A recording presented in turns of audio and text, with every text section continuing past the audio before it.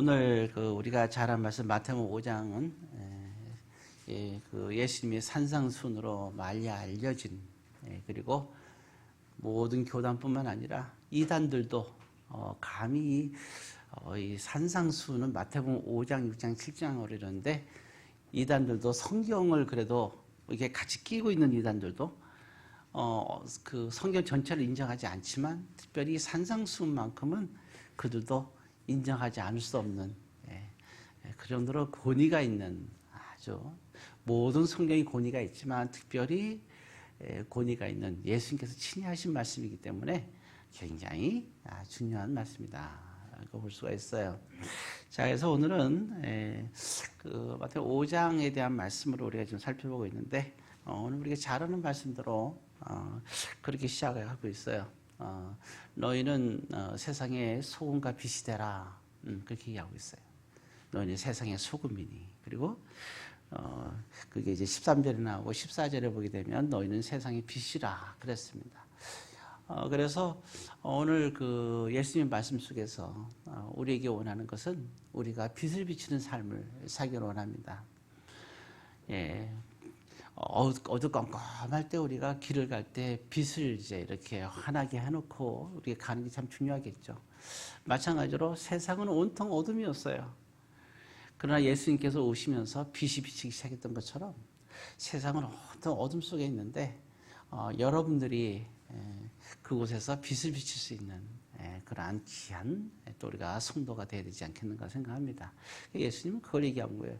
그러면 빛을 비치는데 어떻게 빛을 비치시냐 할 때 오늘 여기서 얘기할 때는 그 율법에 관한 얘기를 하고 있어요. 그렇게 하고 있으면서 율법에 관한 얘기를 하고 있는데 특별히 이런 얘기를 하고 있어요. 착한 행실에 대해서 얘기했습니다. 너희의 착한 행실로 세상에 빛을 비춰라.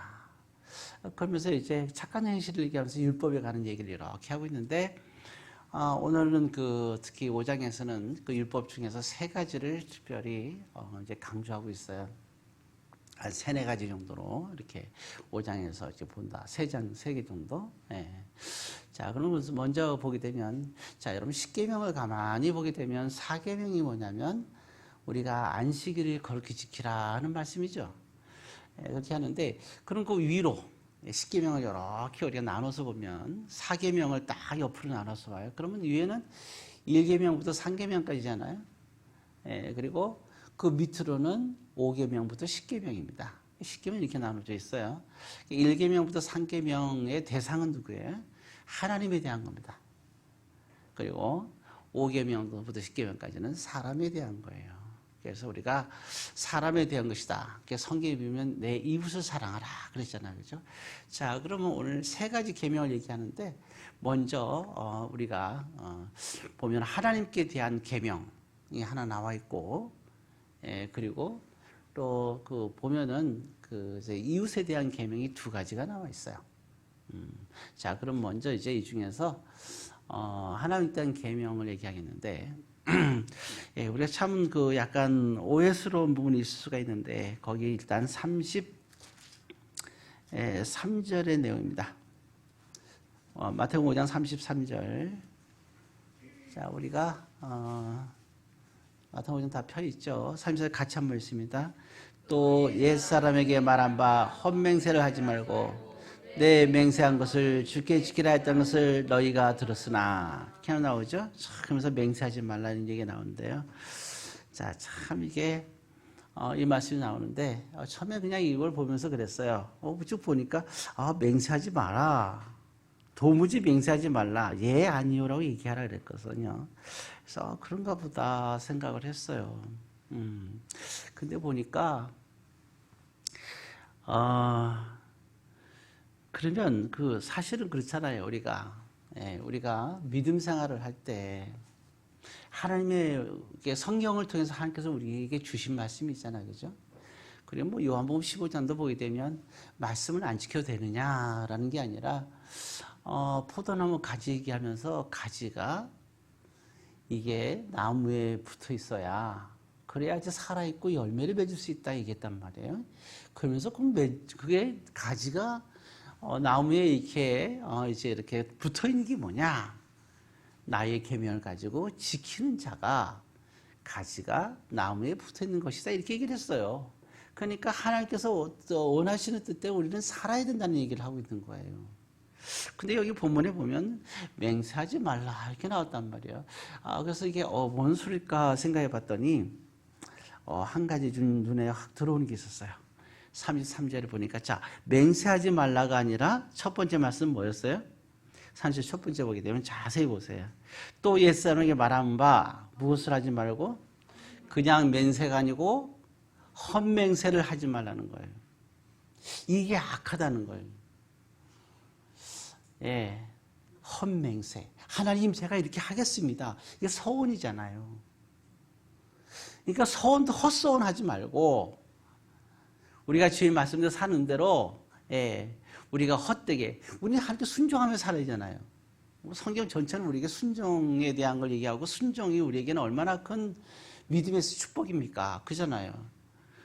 우리가 말씀의 주님 뜻대로 우리가 주님의 말씀대로 산다는 것은 주님의 뜻과 말씀에 순종한다는 걸 얘기하는 거예요. 그 순종하는 삶이 우리에게는 가장 우리에게 최고의 기쁨이고 우리는 축복된 삶을 사는 거란 말이에요. 그게 사람다운 사람인 거고 그게 하나님의 자녀잖아요. 순종하는 삶이 그렇잖아요. 그러니까 그러니까 하나님의 뜻대로 우리가 지키며 살아가는 것이 중요한 거 아니겠어요? 근데 오늘 여기 맹세라는 게 뭐예요? 여기 보면 맹세라는 말이 이렇게 33절에 보니까 그랬죠. 주께 지키라 이런 거 있잖아요. 지키며 살아야 돼요. 근데 뭐예요? 근데 결국 뭐냐면 맹세 우리 그럼 이 말씀 볼 때 단순하게 맹세하지 말라로 보면 안 되고 헛맹세하지 말아야죠. 그래서 이게 십계명 중에서 가만히 생각을 해봤어요. 그럼 여기 해당되는 게 뭘까요? 그렇구나. 십계명 보면서 세 번째 계명이 제가 좀 이렇게 들으면서 나름대로 해석을 생각을 많이 해봤어요. 우리가 세 번째 계명이 뭐예요? 하나님의 이름을 망령되이 일컫지 말라 그랬잖아요. 그럼 하나님의 이름을 망령되이 일컫지 않는 게 뭘까? 물론 여러 가지 의미가 있을 수 있고 생각할 수는 있어요. 그러나 오늘 여기 볼 때 우리가 헛맹세한다는 것이 그럼 하나님의 이름을 망령되이 일컫는 것이라 볼 수가 있는 것이겠죠. 그래서 결국은 여기서 우리가 말할 때는 정말 우리가 여기서 말하는 것은 순종을 말하고 있는 거예요. 예수님은 우리에게 순종을 요구하는 것이죠. 그래서 우리는 정말 우리가 할 수 있는 것, 하나님의 십자가의 큰 은혜를 받은 저와 여러분들이, 그러면 우리는 이제 구원받은 저와 여러분들이 어떻게 살 것이냐? 하나님의 뜻에 순종하며 살아야 되는 것이죠. 그게 하나님의 이름을 망령되이 일컫지 않는 거 아니겠어요? 그래서 정말 사무엘도 사울왕 얘기할 때 순종이 제사보다 낫다 그랬잖아요. 순종에 대한 건 뭐 이루말 수가 없는 것이잖아요. 그죠? 그래서 심지어는 부부관계를 얘기하면서도 에베소서에서 말할 때 당연히 아내도 남편에게 순종하라 그랬단 말이에요. 근데 이거는 뭐예요? 교회와 그리스도에 대한 비밀이라고 얘기하고 있거든요. 그래서 신앙의 전반적인 거는 하나님에 대한 순종이 이것이 굉장히 중요한 부분이다 하는 것을 오늘 또 예수님 말씀에서 생각할 수가 있어요. 자, 그리고 또 한 가지 우리가 생각할 수 있는 거는 이제 두 가지를 더 말씀하는데, 우리가 그 본대로 하게 되면 오늘 본문에 이렇게 나와 있어요. 거기 5장, 거기 보면 21절입니다. 21절, 5장 21절. 자, 찾았으면 다 같이 한번 읽어보겠습니다. 옛사람의 말에 살인하지 말라. 누군지 사람이 심판을 받게 되어야 했다는 것을 너희가 들었으나. 자, 이제 그 다음에 이제 살인에 대한 거예요. 그럼 이거는 이제 두 가지, 앞으로 얘기하는 두 가지예요. 살인과 간음에 대한 얘기가 나오는데 지금 여기 나와 있는 말씀은 살인에 관한 겁니다. 그래서 이게 살인하지 말라는 것은 우리가 6계명에 나와 있어요. 그러니까 위에는 상계명에 대해서 말씀하셨고, 그러면서 순종에 대해서 말씀하셨고, 그리고 지금 여기서는 살인에 관한 얘기를 하고 있는 거예요. 육계명에 관한 얘기를 하고 있죠. 근데 그럼 단순히 생각할 때 살인하지 마, 뭐 이런 뜻으로 얘기했을까요? 그건 아니잖아요. 근데 쭉 하면서 이제 설명이 나오는 거예요. 그러면 이제 그 살인에 하지 말라는 얘기가 나오면서, 자, 그런데 그 살인하는 거에 설명하면서 22절에 나오는 것이 두 가지가 나와 있어요. 살인에 대해서 그렇게 얘기하였으나, 살인하지 말라 하였으나 나는 이렇게 얘기한다. 살인하지 말라는 의미의 그 깊은 의미를 얘기하는 거예요.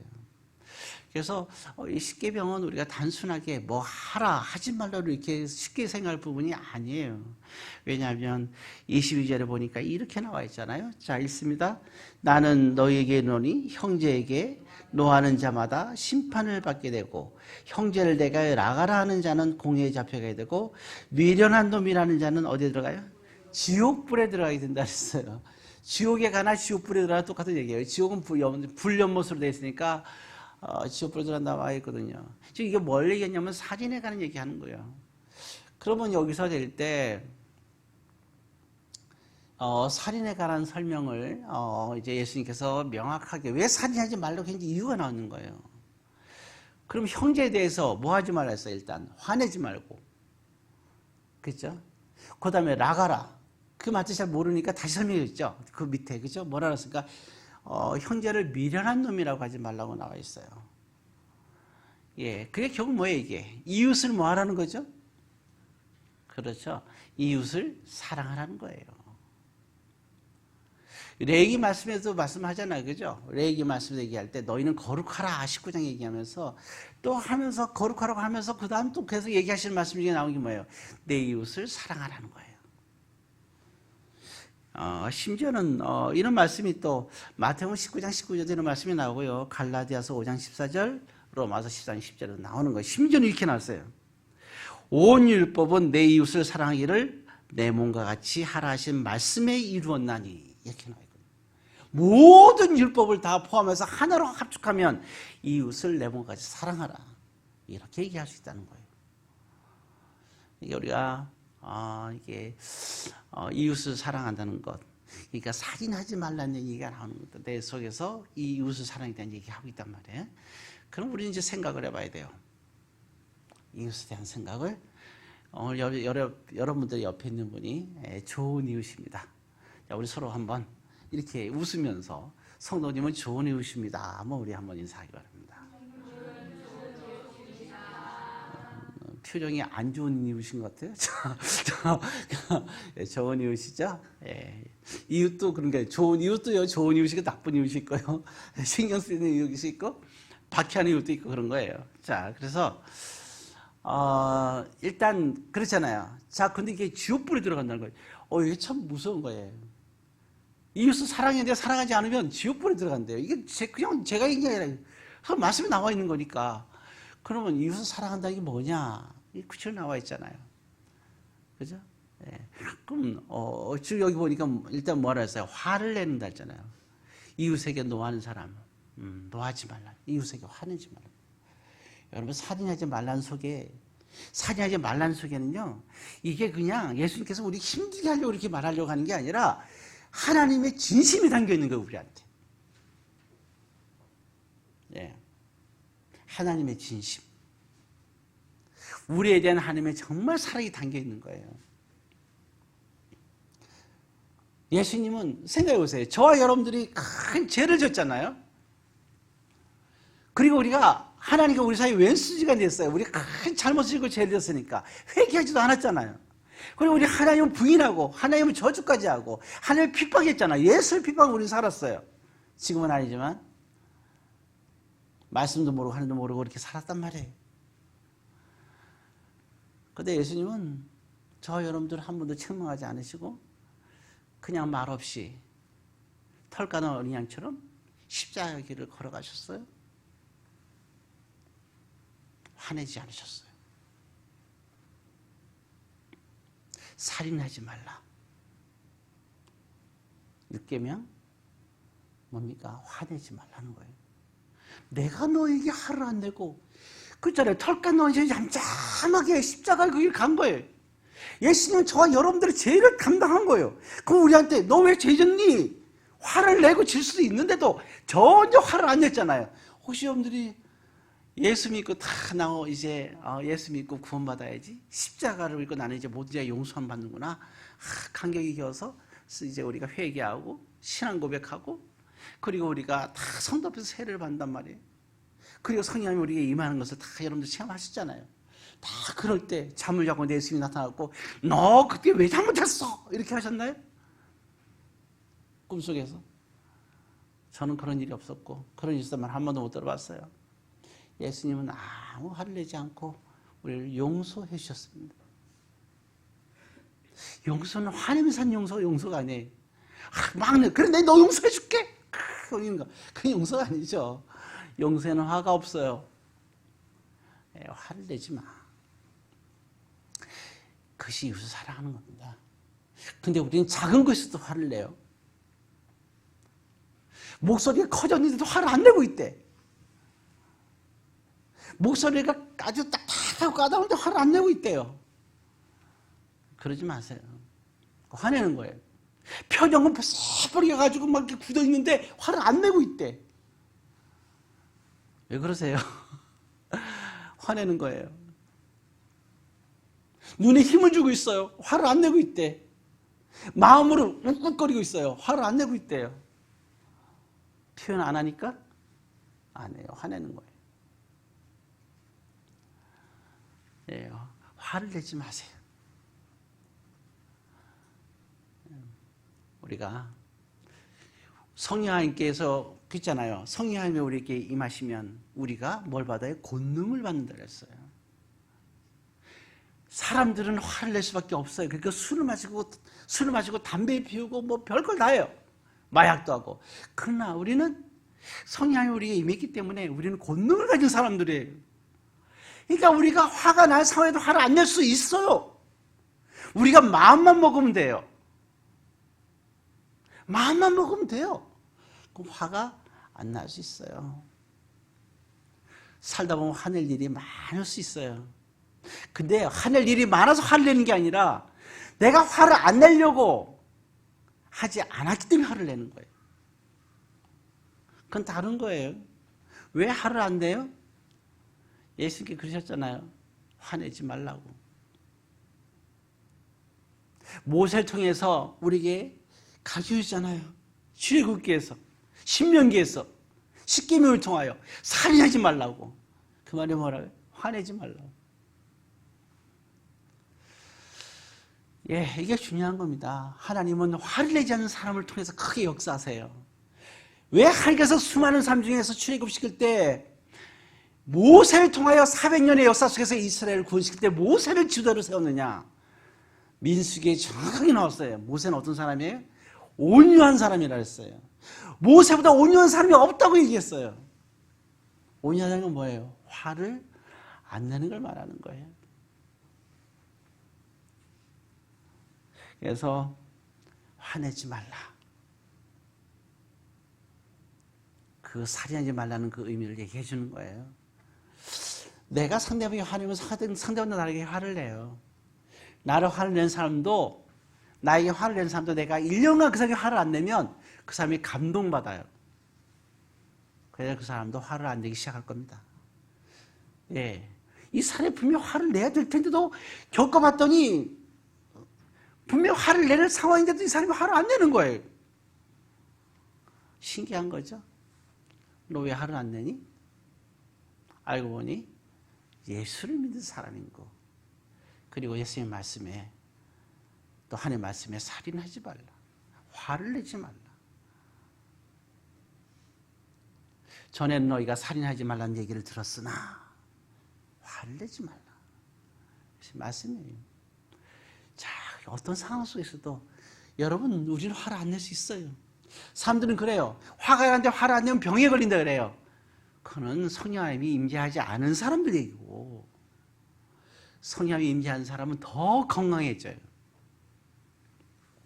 더 젊어지고 더 피부도 좋아져요. 왜?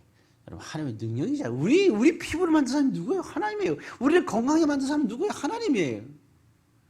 에스겔서에 보게 되면 마른 뼈를 갖다가 완전히 마른 뼈에 다 죽어서 근데 생기를 돋게 했단 말이에요. 살아나게 하셨다고요.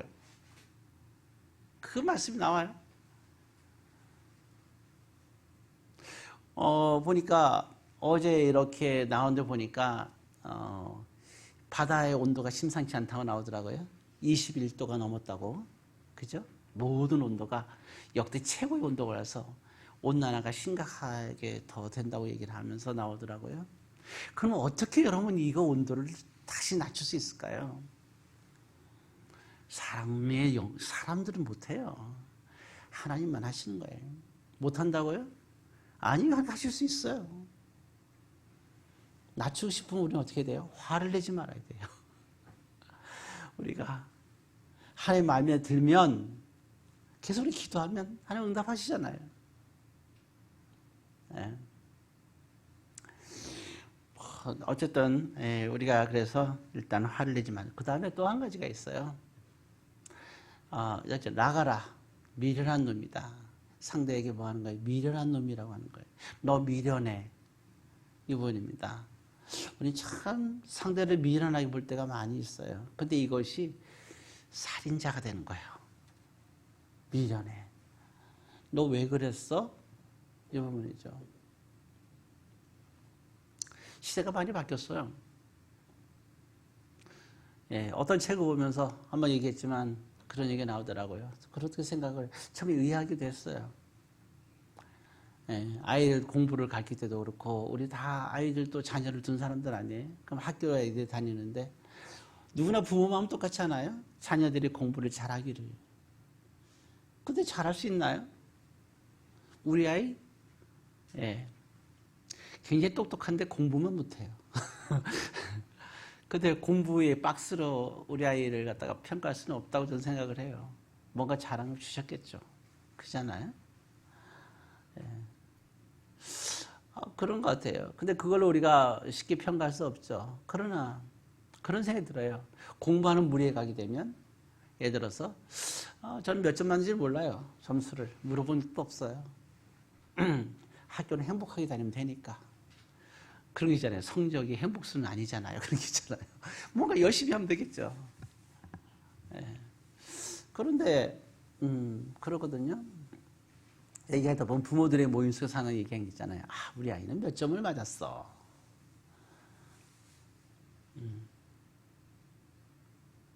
저는 몰라요, 몇 점 맞았는지. 근데 대충 알 것 같아요. 고득점은 안 맞았을 것 같아요. 아마 50점 넘기는 힘들었을 것 같아요. 50점은 고득점이잖아요.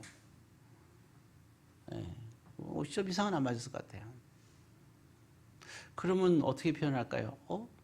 웃는 사람이 있어요. 그건 뭐예요? 그것뿐이 못 맞아? 이런 표정 아니에요? 그거는 그 아이가 미련하다는 얘기거든요. 우리는 어느 순간에 내가 어디 위치하냐에 따라 다른 거예요. 내가 격리부에 있어요. 이렇게 10명이 있어요. 어떤 사람은 격리를 잘하는 사람이 못하는 사람이 있잖아요. 그 사람은 격리만 못하는 거예요. 근데 우리는 그 사람 보고 네 못하잖아. 우리 교회에 여기 에어컨 위에 선풍기 같은 거 있잖아요. 에어컨을 탁 켜면 이게 돌아갑니다. 이게 전체적으로 다 어제 이제 어떤 분이 와서 해줬어요. 오늘 감사한지 몰라요. 한동안 어느 분이 이거 갖다가 설치했으면 좋겠다고 갖고 왔는데 저를 노려보면서 제가 하기를 바랬나 봐요. 저는 기도만 했어요. 왜? 저는 이거 달 줄을 몰라요. 제가 손이 좀 이렇게 손으로 뭐 하는 게 잘 안 돼요. 그럼 그랬을 거예요. 아이, 목사님 참 미련해. 이것도 못 따라? 생각할 수 있잖아요. 우리는 이렇게 쉽게 생각할 수가 있는 거예요. 그렇죠? 어떤 사람은 또 옷을 입어도 마찬가지 똑같은 돈을 주고 옷을 사는데 어떤 사람은 또 세련되지 못하고 세련된 사람이 있어요. 쟤는 왜 저렇게 옷을 못 입지? 난 더 싼 옷을 사봤는데 그렇게 생각할 수도 있어요. 그게 뭐냐면 미련하다는 거거든요. 어느 순간에 우리에게는요. 미련한 소리를 하기도 하고 듣기도 하는 시대를 살고 있어요. 근데 예수님 말씀하거든요. 너 미련한 사람이야. 마음속으로 생각하는 그 순간도 이미 그거는 살인하는 거예요. 이웃을 그렇게 대하면 안 되는 거예요. 내가 물질이 많아도 없는 사람을 없이 여기서는 안 돼요. 그 물질이 있는 사람, 물질 없는 사람 볼 때 너는 미련한 놈이야 라고 얘기할 수도 있는 거예요. 나는 이렇게 뭘 해서 돈을 많이 버는데 너는 왜 이걸 못하는 거야? 어서 그랬잖아요. 빚을 진 사람을 이해를 못한대요. 전 빚을 졌어요. 쳤어요. 빚이 있어요. 그 사람보다 미련하겠네요. 그러면 안 돼요. 자, 어떤 사람은 책을 수천만 권 읽었어요. 어떤 사람은 3권 읽었어요. 그럼 그러잖아요. 넌 어떻게 말하니 그러냐? 넌 책 좀 읽어라, 이 미련한 놈아. 그런단 말이에요. 어떻게 알아요? 우리는 어느 순간에 우리의 일상생활에서 미련하게 보는 게 당연한 걸로 보고 있어요. 정말 하나님께서 원하는 것은 윈윈이잖아요. 내가 그걸 잘하면 저 사람은 못할 수 있는 거예요. 이게 생각이 돼요. 확률적으로 그래요. 내가 이걸 잘하면 저 사람 못할 확률이 있고, 내가 못하면 저 사람이 저걸 잘할 확률이 있는 거예요. 그 우리는 그걸 서로가 인정하면 되는데, 우리는 살면서 미련하다고 생각하는 거예요. 거기는 사랑이 있을 수가 없어요. 형제에 대한 사랑입니다. 이잖아요. 왜? 해서는 안 되는 행동을 하는 거에 대해서는 당연한 거지만, 그렇지만 우리가 살면서 삶의 지에서 못하는 게 있는 거예요. 예. 사람들은 다 장단점이 있잖아요. 또 제가 길눈이 어두워요. 아무리 가도 모르겠어요. 제가 여기 지금 벌써 신갈이 20년 가까이 사는데, 구갈이 어디 딱 떨어뜨려 놓으면 선이 연결이 안 돼요. 저기 지곡동에 떨어뜨려 놓으면 이게 길이 연결이 안 돼요. 그래서 그냥 돌아가요. 목사님들한테 약간 놀림도 받기도 해요. 예. 그래서 사람들은 미련하다고 생각하는 거예요. 예. 그런데 우리는 그렇게 미련하다고 생각하면 안 된다는 겁니다. 예. 그래서 이게 2가지 오늘 제가 말씀드렸어요. 살인하지 말라. 그건 뭐예요? 이웃을 뭐 하라는 거예요? 내 몸같이 사랑하라는 거예요. 그래서 사랑하는 사람들은 절대로 그 사람에게 화를 내지 않아요. 사랑하는 사람이 왜 화를 내요? 어린아이가 너무 사랑스러워요. 아이가 너무 사랑스럽잖아요. 아이를 낳으면 얼마나 부모가 사랑해요. 근데 그 애가 어떻게 가다가 쭉쭉쭉 걸어가다 보니까 막 비싼 핸드백을 샀는데, 뭐 30원 핸드 샀는데, 결혼 선물을 받았는데 애가 막 무르뜯어가고 다 망가졌어요. 그럼 애를 막 패나요? 안 그러잖아요. 애야, 이빨은 괜찮니? 이렇게 하지. 안 그래? 가방 보고 이게 막 울어요? 아니잖아요. 가방은 나중에 이거 속상하지, 나중에 이거 애가 다쳤을까봐. 아이부터 챙겨낸 게, 왜 이게 나쁜 가죽을 입에다 집어넣니? 하면서 다 입에서 빼잖아요, 이렇게. 그게 사랑이잖아요. 어떤 행동이 잘못된 것을 모르는 걸 하는 건 아니잖아요. 예. 그래서, 우리가 제사 중에서도 속건제사라는 게 있잖아요. 얘기해보면. 속건제사는 뭐예요? 우리가 어떤 일을 했어요. 근데 그게 내가 잘못한 건지 모르고 내가 잘못했어요. 잘못인지 모르고 잘못했어요. 나는 잘못인지 모르고 했어. 그러나 내 옆에 있는 사람들은 그게 잘못인 줄 알아요. 그 사람들은 나를 책망을 해. 근데 난 아무리 봐도 모르겠는 거예요. 내가 뭘 잘못했는지. 그런 잘못을 할 때가 있잖아요. 근데 그런 죄에 대해서도 하나님께 제사 드리면 용서해 주셨어요. 그게 속건제예요.